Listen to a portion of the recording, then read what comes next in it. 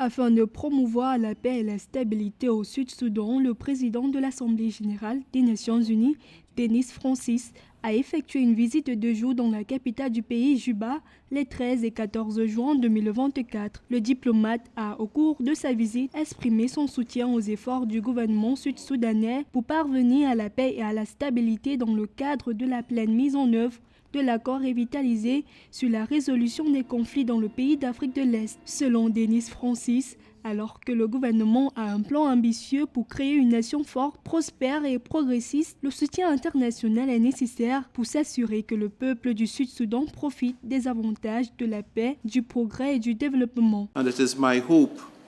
that as time goes by, the international community J'espère qu'avec le temps, la communauté internationale comprendra mieux les défis auxquels ce pays est confronté, le chemin qu'il reste à parcourir pour jeter les bases d'une économie et d'une société progressiste et pleinement fonctionnelle, ce que le peuple de ce pays appelle de ses vœux.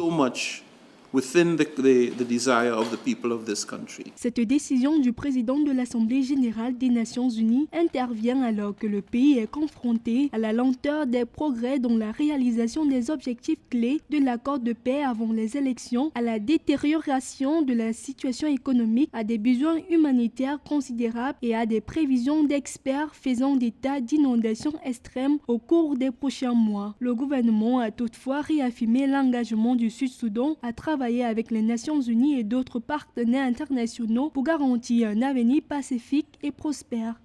Nous avons souvent été jugés par des personnes qui ne sont jamais allées au Sud-Soudan et qui ont souvent fait preuve de partialité sur de nombreux points. Mais nous avons gardé de solides relations avec les Nations unies et nous continuerons à le faire parce que nous pensons qu'elles sont ici pour une mission et comme les Nations unies déclarent que tout le monde devrait être impliqué dans le développement et que personne ne devrait être laissé pour compte, nous pensons que travailler avec elles à un moment donné constituera un changement positif. Pour promouvoir la cohésion sociale, la réconciliation et le développement inclusif, l'engagement et la pleine participation de la société civile et des parties prenantes, y compris les femmes soldats de la paix de l'ONU et les artisans de la paix du Sud-Soudan, sont essentiels dans les processus de sécurité, de politique et de paix, selon le président de l'Assemblée générale des Nations unies, Denis Francis.